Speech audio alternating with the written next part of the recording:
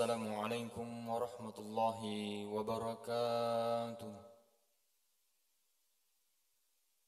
Alhamdulillahi rabbil alamin. Alhamdulillahilladzi anzala as-sakinata fi qulubil mu'minin liyazdadu imanan ma'a imanihim.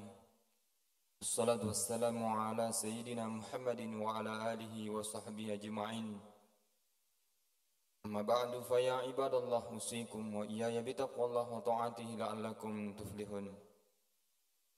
Hadirin jamaah subuh yang dimuliakan oleh Allah Subhanahu wa taala. Masyaallah, kalau dilihat dari awal Ramadan sampai akhir Ramadan, kultum subuh ini diisi oleh generasi-generasi muda kita yang belajar baik di seru ini maupun di luar seru itu memberikan bukti bahwa kita ini orang tua di sini memperhatikan yang namanya pendidikan. Karena kalau kita melihat bahwa bagaimana pentingnya anak berbakti kepada orang tua, itu tidak terlepas daripada orang tua memperhatikan pendidikan. Orang tua memperhatikan pendidikan. Karena kembali kepada usul fadaili wa yambu'ul adam al-aqal. Pondasi kehormatan, sumber adab adalah akal. Itu memberikan isyarat bagaimana orang tua membentuk akal anak-anaknya. Ya tentu butuh pendidikan. Oleh karena itu, Al-Quran ketika kita melihat lan tanalul birra hatta tunfiku mimma tuhibbun. Lan tanalul birra, kamu tidak akan sama sekali mendapatkan kebaikan hatta tunfiku mimma tuhibbun, sampai kamu menginfakkan, sampai kamu berkorban apa yang kamu cintai. Kalau kita melihat dari dua sekaligus pandangan, kita mencintai anak kita, di sisi lain mencintai harta. Maka ketika kita melihat ayat terkait yauma la yanfa'u malu wala banun, tidak akan berguna mal, harta dan banun, anak-anak. Kenapa ini disebut? Karena terkadang dua ini faktor yang ketika anak ini bisa merusak hati orang tua atau bisa menjerumuskan orang tuanya menjadi syirik. Itu juga yang terjadi kemarin yang belum saya sempat sebutkan, kisah Musa dan Khidir alaihissalam, yang mana Khidir ini membunuh anak karena kenapa? Khawatir nanti amal gulamu, nanti anak ini mengajak atau menjerumuskan orang tuanya masuk menjadi kafir. Dan itu ilmu yang dimiliki oleh Khidir alaihissalam. Dan itu juga memberikan isyarat bagi kita bahwa bagaimana membentuk anak ini. Kalau kita melihat saat sekarang ini, apalagi di Seru ini ada, alhamdulillah, ada pendidikan mulai madrasah ibtidaiyah, madrasah sanawiyah, madrasah aliyah. Alhamdulillah. Tinggal kita memperhatikan dua tadi ini. Bagaimana perhatian kita, anak kita betul-betul kita serahkan kepada gurunya, kepada pendidiknya. Kemudian tidak mungkin hanya itu saja, pasti butuh dana, amwal. Ini kita memang cinta dengan harta, tapi untuk mendapatkan kebaikan harus kita korbankan anak kita. Bisa mungkin kita mengatakan, waduh, kalaupun di sini tidak terlalu jauh, tapi yang mana tadi ini di Gontor, Mangkoso, di Makassar, itu kalau mau dipikir, wah, kamu tega. Biasanya ada bahasa begini, kamu tega ya berpisah dengan anak kamu. Hadirin yang dimuliakan oleh Allah Subhanahu wa taala. 3 tahun, 6 tahun, mungkin itu adalah bahasa tega, tetapi setelah itu mampu memberikan yang terbaik dan menjadi generasi ke depan yang membanggakan kita. Hadirin yang dimuliakan oleh Allah Subhanahu wa taala. Maka Imam Syafi'i pernah bersyair, ala la tanalul ilma illa bisittatin sa'umbika amma jamu'iha bibayanin zakain wa hirsin wa istibarin wa bulghatin wa irsyadi ustadin wa tuli zamanin. Beliau berpesan, kamu tidak akan mendapatkan yang namanya ilmu. Padahal tadi untuk mendidik anak kita menjadi berbakti kepada kedua orang tuanya, yaitu butuh yang namanya ilmu. Imam Syafi'i berpesan, ilmu tidak akan dicapai kecuali dengan 6 perkara. Apa itu? Zakain, kecerdasan. Kedua, wahirsin, semangat yang kuat, semangat yang menggebu-gebu. Wastiwarin, kesabaran. Yang keempat, wabul gotin, apa itu? Biaya. Pasti ada biaya. Ke Gontor, masuk di Gontor, ya sudah terkenal 10-an juta. Tapi harta itu kalau mau dipikir, ya itu kalau bahasanya itu bisa dicari. Tapi ilmu, kapan sudah dewasa mau cari ilmu, tidak terbentuk akhlak, tidak terdidik ya etika, itu sulit. Meskipun bayar berapa ratus juta, bahkan bisa jadi menghabiskan uang, tidak memberikan manfaat. Karena kenapa? Orang belajar di usia dewasa ini ya seperti menebas air, ya sudah ditebas kembali lagi, ya. Apalagi wa irsyadi ustazin, petunjuk ustaz, bimbingan guru. Maka hadirin yang dimuliakan oleh Allah Subhanahu wa taala, berarti kalau kita sudah masukkan anak kita di sekolah, itu kita bersyukur. Tinggal kita betul-betul memperhatikan tadi ini. Butuh biaya, pasti butuh biaya. Watuli zamanin, dan prosesnya dalam mendapatkan itu, mencapai ilmu itu, watuli zaman, butuh waktu yang lama. Bukan 3 bulan, bukan 4 bulan, bukan 1 tahun, butuh bertahun-tahun. Hadirin yang dimuliakan oleh Allah Subhanahu wa taala.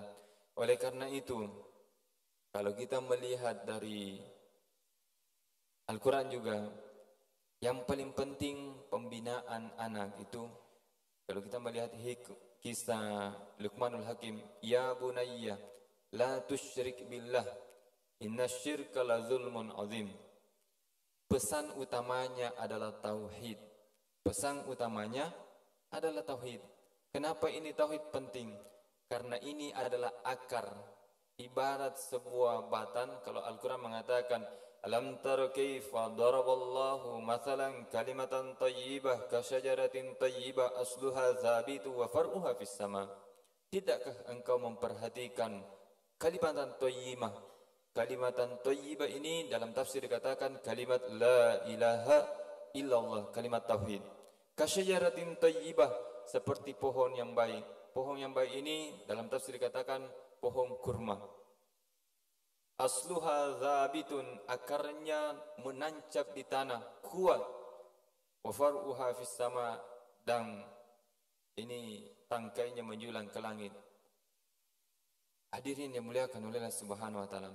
Kalau akar iman ini kuat, ya, itu nanti buahnya sangat luar biasa. Kalau kita melihat dalam konteks Indonesia adalah pohon kelapa. Semuanya bermanfaat. Daunnya bermanfaat. Buahnya mulai yang muda sampai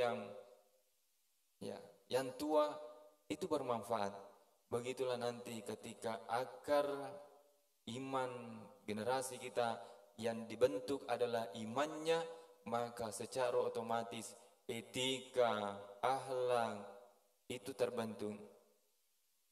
Kalau dulu pesan Nabi, ya, mata buduna min ba'di, apa yang kamu sembah setelah saya meninggal nanti. Kalau sekarang mata kuluna min ba'di, apa yang kamu makan nanti. Padahal semua manusia ini dijamin rezekinya oleh Allah Subhanahu wa taala. Oleh karena itu memang perlu memperbaiki pola pikir kita, bagaimana anak-anak kita ini berbakti kepada kedua orang tua. Pertama, utamanya dalam hal bukan kecerdasan intelektual saja, ada namanya pendidikan yang kalau dilihat tadi, yaitu pendidikan di lingkungan keluarga. Karena keluarga adalah pendidikan pertama. Pertama adalah perlu dilihat, perlu diteks anak kita berani berbohong apa tidak. Kalau sudah ada bibit-bibit suka berbohong, biasa berbohong, itu butuh pendidikan dan butuh pengajaran spesialis, karena itu paling berbahaya kalau sudah berbohong. Kalau sudah berbohong, itu bibit yang paling berbahaya. Kedua, mencuri. Kalau ada bibit-bibit mencuri, kita tes-tes. Timpang uang, dites. Karena kapan sudah ada bibit-bibitnya, permasalahannya kenapa? Kenapa ini perlu, ini dua pokok ini. Karena bagaimanapun dia, kalau pergi di pondok pesantren, ada bibit ini dia bawa, itu berbahaya. Membahayakan dirinya, membahayakan orang lain, membahayakan orang tua. Karena kenapa? Lain dilaporkan sama gurunya, lain sama kita, lain kejadian. Itu sering terjadi. Sehingga yang menjadi masalah terkadang dipermasalahkan adalah pondoknya, padahal yang bermasalah bibit-bibit yang kebohongan ini muncul. Kemudian kalau ada bibit yang mencuri, itu perlu. Itu juga menjadi masalah. Nah, ini banyak kisah ini. Banyak kisah yang terjadi, ternyata ada bibit suka mencuri, dilaporlah sama pembina pondok. Ternyata orang tua ini tidak menerima. Dikatakan bahwa anaknya dituduh mencuri. Padahal banyak bukti. Kalau di pondok sekarang ini, apalagi di Gontor, lengkap CCTV. Sekarang pondok-pondok lengkap. Maksudnya apa? Kita sebagai orang tua sebelum memasukkan anak ke pondok harus dites. Ini berani berbohong apa tidak? Ini ada bibit berbohong apa tidak? Ini mencuri apa tidak? Kalau memang sudah ada, itu harus diberikan nasihat dalam bentuk kasih sayang, bahwa kamu harus seperti begini, begini, karena efek sampingnya, bagaimanapun itu berbohong pasti ketahuan. Bagaimanapun itu mencuri pasti ketahuan. Sehingga dia menyadari, nanti dia sudah terjun dimanapun dia berada, dia akan bersifat jujur dan tidak mencuri. Selanjutnya adalah tidak mengejek atau mengeluarkan kata-kata, ya, kalau dalam Al-Quran mengatakan wala tanabazu bil alqab, suka memanggil-manggil lakap-lakap yang tidak bagus. Ya, biasa generasi sekarang suka panggil-panggil lakap-lakap yang, ya, panggilan-panggilan, gelar-gelar yang tidak bagus. Itu perlu dilihat. Kalau anak kita ini suka memanggil panggilan-panggilan yang tidak etis, tidak beretika, atau kalau bahasanya kegora-gora, berteriak-berteriak, itu perlu. Jadi kalau ada anak kita suka berteriak, panggil-panggil, jangankan sesama atau kepada orang tuanya, sesama temannya saja, dia kita lihat ini berani memanggil temannya dengan panggilan yang tidak bagus, atau dia memanggil kayak berteriak, memanggil namanya, itu perlu dididik. Perlu dididik dengan baik bahwa itu tidak bagus. Langsung dikatakan bahwa itu tidak bagus, itu kurang etika. Karena kenapa? Kapan dibiarkan anak ini melakukan kesalahan, itu akan terus ia lakukan dan ia menganggap itu biasa-biasa saja. Itu biasa-biasa saja. Karena kenapa? Tidak ada yang menegurnya. Kemudian yang keempat, penyimpangan. Ada banyak penyimpangan-penyimpangan. Oleh karena itu, mari kita orang tua membantu betul-betul untuk bisa anak kita berbakti kepada kita, kepada kedua orang tuanya. Guru juga itu selayaknya memberikan pengajaran. Bolehlah dalam sekarang kurikulum cinta atau kurikulum ramah anak. Tetapi bukan berarti harus joget-joget bersama. Bukan berarti harus panggil-panggil dengan panggilan yang tidak etis. Karena kapan guru atau orang tua tidak beretika juga kepada anaknya, itu suatu saat dia akan melakukannya. Maka hadis Rasulullah SAW mengatakan, akrimu auladakum, muliakan anak kalian, wa ahsinu adabakum, dan wa ahsinu adabahum, dan perbaiki adabnya. Jadi kita memuliakan. Kalaupun kita mengharapkan dimuliakan oleh anak kita, maka saat sekarang ini kita harus juga berani memuliakannya sama dengan guru. Oleh karena itu penting melihat, kalau dalam kitab cara belajar itu, kitab ulama kita dalam terkait dengan bagaimana melihat pendidikan, pertama lihat gurunya. Lihat gurunya, bahkan dianjurkan sampai teliti 3 bulan sampai 1 tahun. Teliti siapa gurunya, bagaimana gurunya. Karena kapan guru ini bermasalah, itu akan bermasalah juga santri. Karena kalau kita melihat, wallahu akhrajakum min butuni ummahatikum la ta'lamuna syai'a wa ja'ala lakumus sam'a wal absara wal af'ida la'allakum tashkurun. Allah mengeluarkan kalian dari perut ibu kalian, la ta'lamuna syai'a, tidak memiliki apa-apa. Wa ja'ala lakumus sam'a, Allah jadikan pendengaran, memberikan isyarat apa yang kita dengar. Santri mendengarkan kata-kata bijak, santri mendengarkan kata-kata mahabbah, kasih sayang, santri sering mendengarkan kata-kata yang menyentuh hati, itu akan tertanam di dalam hatinya. Santri waja'ala lakumus wal absara, diberikan penglihatan. Santri, siswa melihat bagaimana guru beretika, bagaimana guru, orang tua memberikan contoh. Ini kan mata ini, secara otomatis itu akan terekam di dalam pikirannya. Lalu bagaimana kalau guru atau kita sendiri sebagai orang tua tidak memperlihatkan contoh dengan baik, terutamanya kalau ingin memasukkan di pesantren, ini penting.